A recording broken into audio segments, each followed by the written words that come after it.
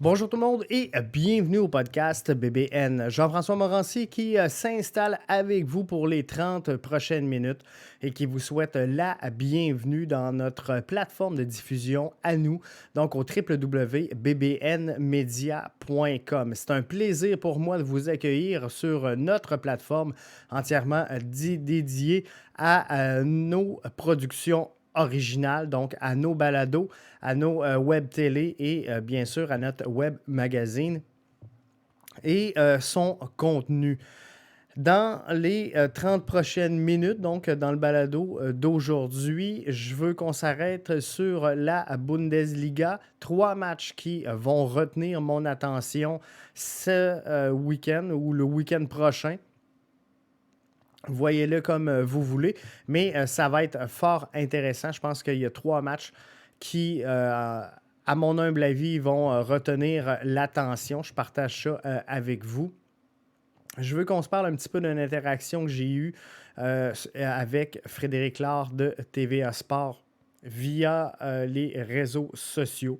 Vous le savez si vous suivez le compte Twitter, le fil de discussion donc du podcast BBN. Vous savez que j'ai fait part de mon insatisfaction concernant la couverture médiatique du soccer du côté de TVA Sport.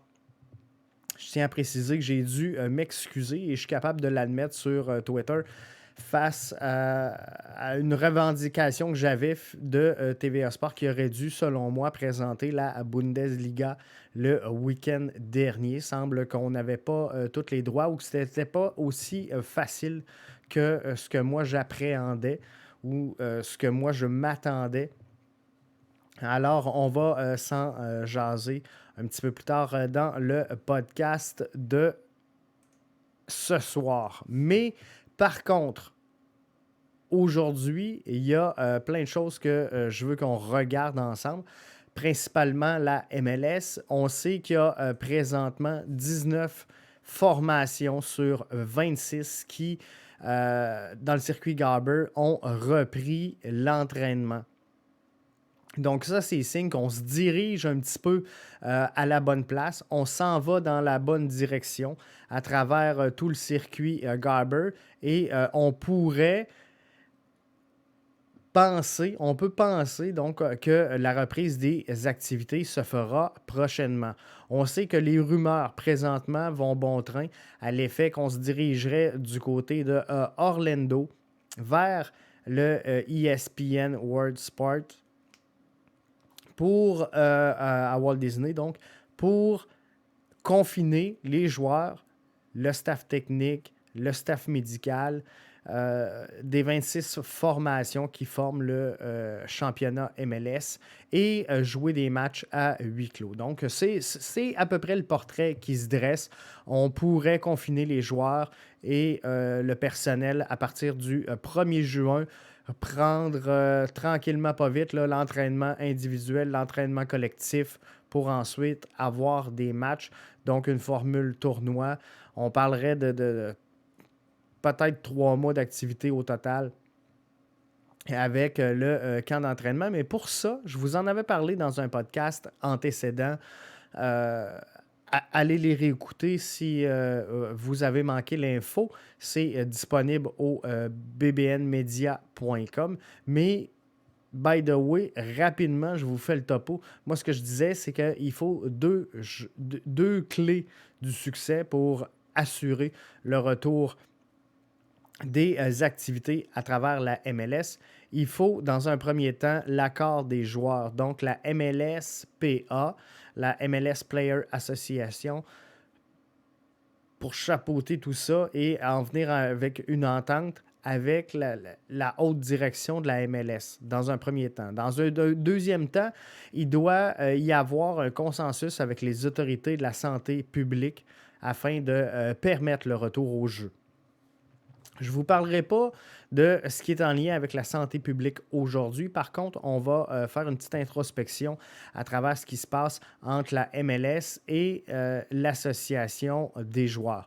On sait que si on regarde la masse salariale présentement pour la saison en cours à travers la MLS, on parle de 310 millions qui seront versés à travers le circuit Garber en salaire au cours de la présente saison.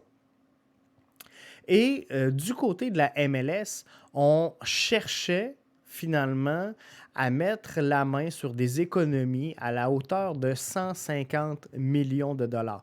Donc, la demande qui avait été dirigée vers l'association des joueurs de la MLS était sur une compression de l'ordre de 150 millions. On sait que la MLSPA vient de déposer une contre-offre à la MLS à l'ordre de 103 millions de dollars. Donc, si on voit dans l'infographie ici à mes côtés, la MLS est donc à 47 millions de s'entendre avec la MLSPA. Et pour la MLS, on va demeurer en dessous de... On est présentement en dessous d'à peu près 160 millions au niveau des salaires. Donc, c'est un manque à gagner qui est quand même relativement très important. Est-ce qu'on va s'entendre entre la MLS et la MLSPA sur le 47 millions de compression qui manque pour réussir finalement cette reprise des activités à travers tout le circuit Garber? Moi, je crois que oui. On disait du côté de l'association des joueurs, Bob Frues, qui disait c'est pas facile de négocier présentement avec la MLS. On sait que tous les circuits de sport majeurs à travers la planète vont être à la recherche finalement d'un appui financier de la part des joueurs et vont émettre, ils n'auront pas le choix, des compressions budgétaires pour que tout le monde puisse passer au travers de la crise exclusive présentement est extraordinaire parce que c'est un événement qui arrive à peu près jamais. On est dedans, on la vit, on la traverse, mais c'est un événement que personne n'avait vu venir et que personne ne pouvait prévoir. Donc, l'association des joueurs dit d'un côté, regarde, on est prêt à faire des concessions et il y a un autre facteur qui entre en ligne de cause, en ligne de compte, pardon, c'est que l'association des joueurs ne veut pas compromettre l'entente sur le renouvellement de la convention collective qui a été négociée avec la MLS. On sait qu'on s'entendait pour plusieurs années avec la MLS. Ça semble avoir bien été. On était à peu près... Il restait juste à entériner cette entente de principe-là au niveau de la convention collective.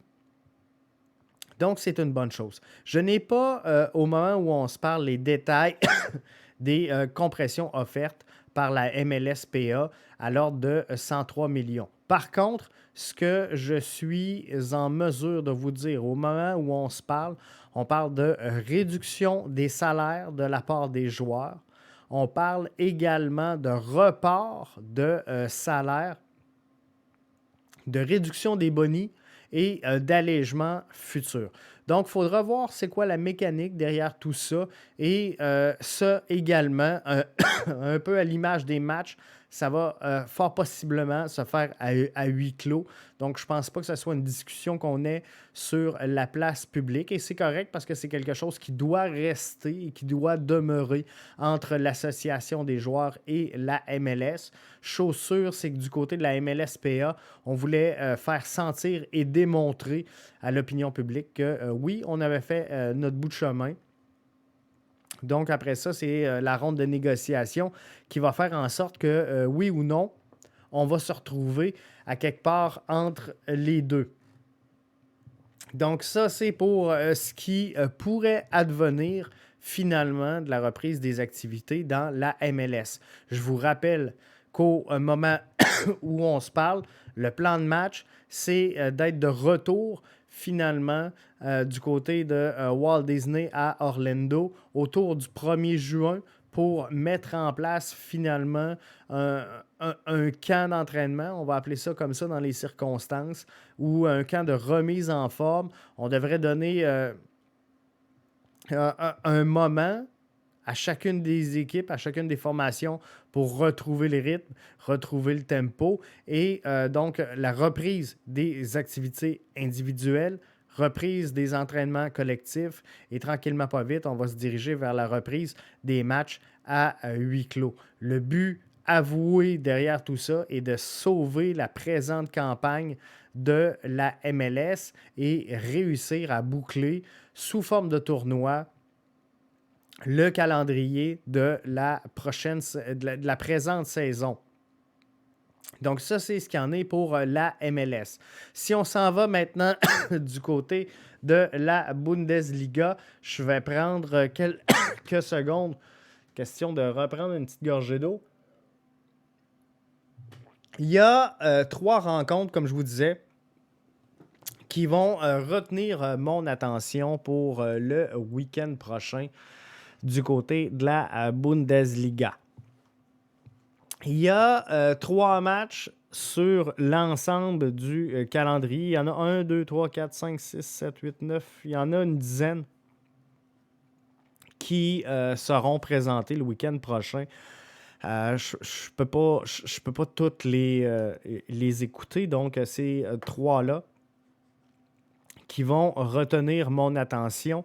Le premier, alors que Borussia rencontre Bayer Leverkusen, c'est directement parce qu'on entre dans le dernier droit de la saison. Je vous le disais, il reste à peu près pour chacune des équipes 8 jours d'activité en Bundesliga. On est à peu près tous à 28 matchs. Et le calendrier, pas le calendrier, mais le classement pour les premières équipes, les équipes au sommet. On sait que le Bayern est en première place présentement. On sait également que Dortmund est pas très loin derrière à 4 points et regarde et espère finalement de voir trébucher la troupe d'Alphonso Davies dans les prochains matchs. D'ici en tout cas les quelques matchs qui restent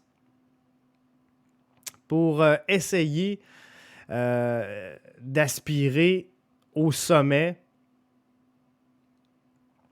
du classement. Mais là, le premier match que moi je vous suggère, on parle de la 3e position qui va se battre contre la 5e position. Donc, c'est quand même un affrontement de tête et c'est pour ça que je vous invite donc à écouter cette rencontre-là dans un premier temps. C'est ce que moi, je vais vous conseiller. Donc, position numéro 3, détenue par le Borussia face au Bayer, qui est 5e. Donc, Leverkusen, qui est au 5e rang. C'est 8 points de retard pour Leverkusen sur le Bayern, alors qu'il y a 6 points qui séparent Borussia du Bayern. Entre les deux clubs, position numéro 3, numéro 5, il y a 2 points.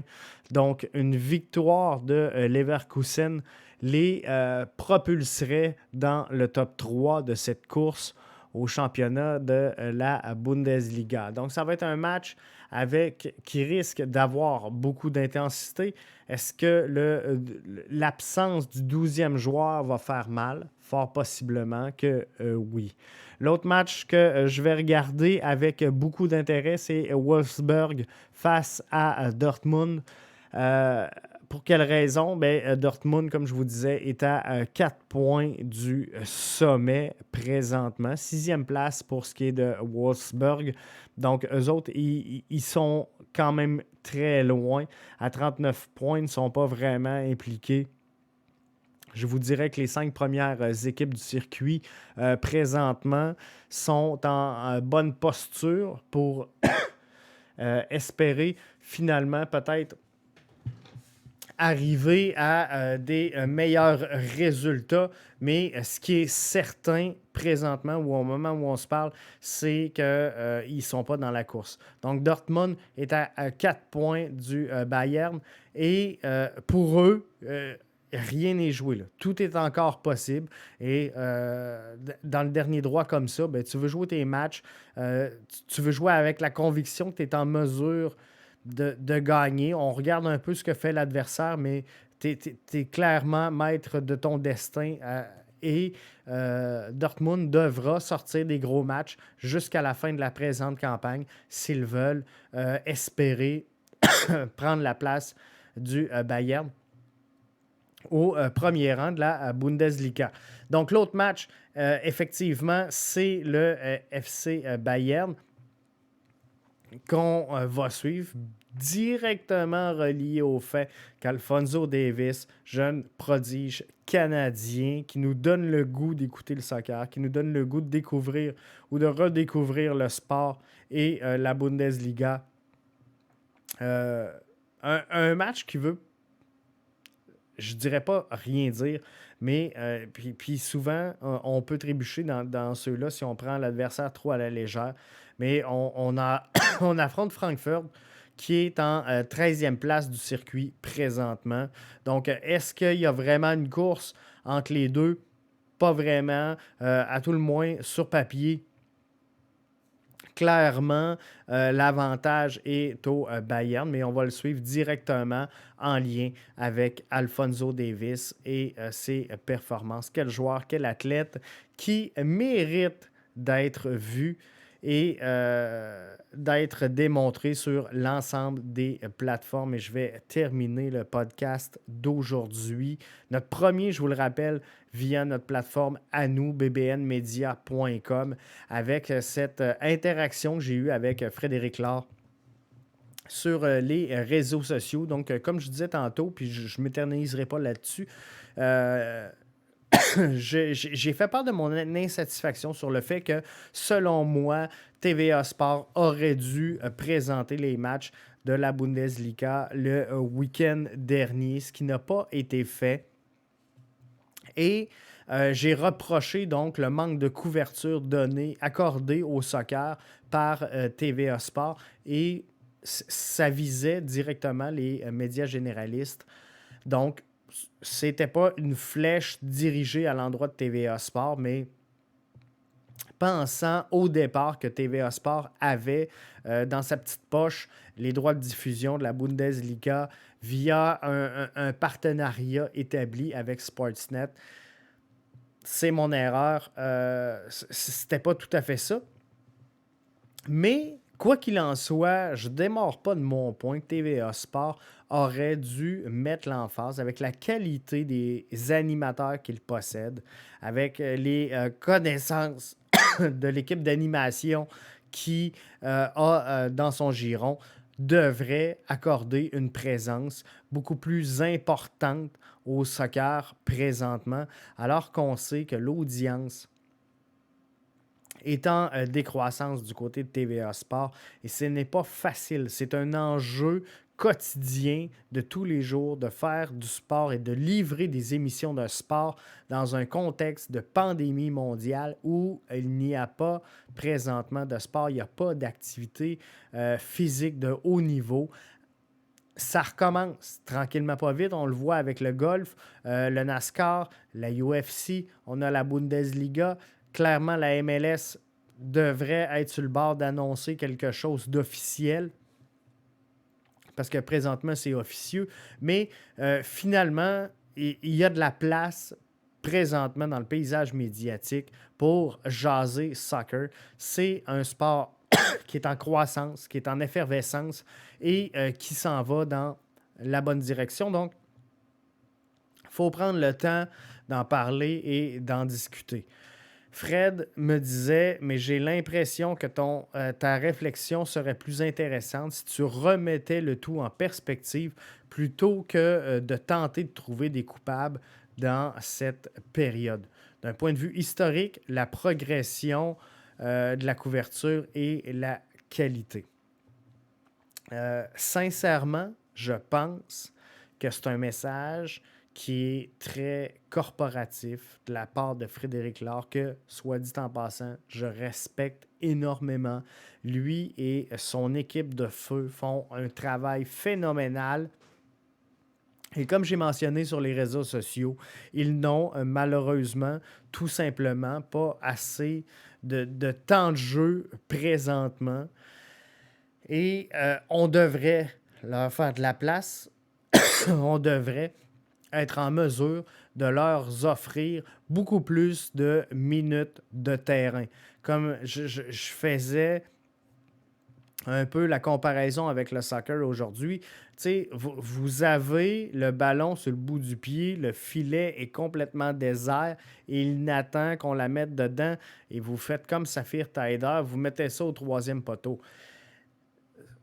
C'est dommage, mais c'est un peu ça la réalité présentement. Et quand je dis que Frédéric, dans ce tweet-là, accorde un ton corporate, et je le comprends, je comprends sa loyauté, je comprends son poste, je comprends la game. Je sais très bien comment est-ce qu'elle se joue. Mais en aucun cas, je cherche à trouver des coupables. Moi, ce que je cherche, c'est à déceler où est-ce qu'il y a une opportunité présentement et qu'est-ce qu'on peut faire pour combler cette carence-là de couverture sportive alors qu'on a 2 réseaux de télévision sportifs qui exploitent plusieurs chaînes et qui, malheureusement, passent à côté. Donc, ça, dans un premier temps, c'est ça. D'un point de vue historique maintenant, de la progression de la couverture, je comprends très bien qu'on s'en va comme ça, du côté de la couverture du soccer. Je comprends très bien la direction qu'on est en train de donner. Est-ce que la qualité est au rendez-vous? Je ne l'ai jamais remis en doute. Les gens en place. Et là, j'interagissais aujourd'hui avec Frédéric Lard. C'est aussi vrai pour la gang d'Olivier et Brett, à RDS, qui fait lui aussi un travail formidable. Le problème n'est pas là, n'est pas dans le rendu, n'est pas dans le contenant, n'est pas dans l'emballage, n'est pas dans la livraison du produit. C'est l'espace qu'on y attribue qui me cause problème. Dans un domaine qui est très compétitif, qui est en crise présentement, directement lié à la pandémie mondiale. Mais si je ressors de tout ça, la vérité, la vraie, c'est qu'on a un réseau de télé qui est TVA Sport. Puis je parle pas d'RDS, puis c'est pas parce que RDS fait mieux, loin de là. Mais on a un réseau qui est TVA Sport qui est, avant le début de la pandémie, déficitaire depuis son arrivée et sa mise en onde. Une entreprise qui cherche présentement une auditoire parce que son auditoire est en déclin. Est-ce qu'on s'améliore du côté de TVA Sport? Je suis obligé de vous dire que oui, si j'adopte le profil corporatif, où on est parti d'une perte de 150 millions, puis là, on a descendu ça, puis là, tu sais, 36, 34, 32, on doit être autour de ça. À peu près sous toute réserve, là, les chiffres sont peut-être pas bons. Vous irez les confirmer, puis prenez pas ça pour du cash, ce que je vous dis. Mais ce que je vous dis également, que vous pouvez prendre pour acquis, c'est qu'on a des pertes incroyables du côté de chez TVA Sport depuis les dernières années. Il faudra trouver un moyen de remédier à ça. Il y a une fenêtre d'ouverte présentement. Il y a un horizon au Québec, au Canada, 2026, avec possiblement la présentation de la Coupe du monde. Peut-être l'ascension depuis longtemps du Canada au tournoi de la Coupe du monde. On a la chance de donner de la visibilité à un athlète hors pair qui rayonne davantage qu'à peu près n'importe quel autre athlète canadien de par le monde. Et je parle bien sûr d'Alphonso Davies, numéro 19, donc chez le Bayern, numéro 12 avec équipe Canada, donc la sélection nationale. C'est un joueur qui est en mesure de faire croire aux jeunes que le rêve peut exister. C'est un joueur qui peut donner l'espoir à ceux qui poussent présentement dans la structure intégrée de soccer à travers le Québec, le Canada. Et c'est un sport qui est en croissance. Donc, moi, ce que je dis, c'est que oui, il y a une progression, Fred. La couverture est en augmentation. On a vu apparaître les podcasts, on l'a vu sur Cube Radio, on a vu les émissions à TVA, on a le 91.9, on a le 98.5. Je comprends tout ça. Mais l'offre ne répond pas à la demande et les deux lignes, là, ils ne suivent pas. Ils ne suivent pas pantoute présentement. Et tant qu'à me montrer en fin de semaine des émissions de chasse et pêche, ouvrez le studio, mettez Fred avec... C'est pas compliqué, là. Vous mettez Fred en live avec 2 fenêtres, les invités. Je comprends la distanciation sociale, je comprends que c'est compliqué, pis ci, pis ça. Mais si à TVA, on est capable, LCN, de faire des bulletins de nouvelles, on est capable de produire des émissions de sport du côté de TVA Sport. Et pandémie, pas pandémie, je vous le rappelle, TVA Sport n'était pas en bonne santé financière avant même le début de la pandémie. Donc, à ça, je pense qu'il faut qu'on attache une réflexion. Est-ce qu'on s'adresse au bon public? Est-ce qu'on va chercher une nouvelle clientèle? Est-ce qu'on cherche à accroître notre présence et notre marché? Présentement, quand je vois la grille horaire qui nous est offerte par, encore une fois, un et l'autre, que ce soit TVA Sport, que ce soit RDS, je comprends qu'on ne s'adresse pas à la génération qui pousse, à la génération qui s'en vient. Je comprends qu'on a fait le choix de ne pas aller avec la croissance de ce qui monte et d'y aller avec le multiculturel qui bouillonne du côté de Montréal. On a décidé de prendre les nostalgiques, les vieux nostalgiques qui pensent encore à la rivalité canadien-nordique, aux expos. Tu sais, c'est fini. Là. À un moment donné, il faut tourner la page. C'est plate. Est-ce qu'ils vont revenir? On le souhaite. Mais qu'ils reviennent, on en parlera. Mais présentement, on donne autant de couverture à ce qui n'existe plus que ce qui est là. Et bouffer du sport, consommer du sport, ça se fait en direct. Ça se fait live. Donc, faites-moi une émission sur la Bundesliga avant que j'aille voir les matchs. C'est le fun. Présentez-moi pas un match canadien-nordique de 1986 qu'on connaît déjà le score. Et pour mes enfants, là, sincèrement, c'est zéro intérêt. L'audience décline. Il faudrait se demander pourquoi. Est-ce que c'est vraiment parce qu'il n'y a pas de sport ou c'est parce qu'on n'a pas de contenu intéressant à livrer? Poser la question. Moi, je pense que c'est y répondre. Là-dessus, je vous invite à ne pas manquer les prochains podcasts via notre plateforme bbnmedia.com.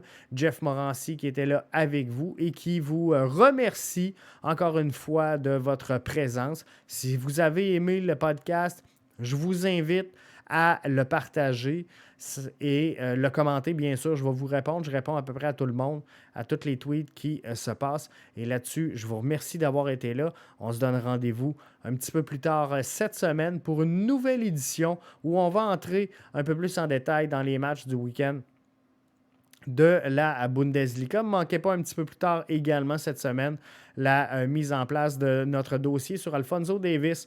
On va vous revenir là-dessus. C'est sûr, dans le courant de la semaine. Donc, ça va être à ne pas manquer. Une seule destination, la meilleure couverture soccer au Québec, www.bbnmedia.com. Jeff Morancy qui est là avec vous, qui vous dit ciao, bye. Merci d'avoir été des nôtres.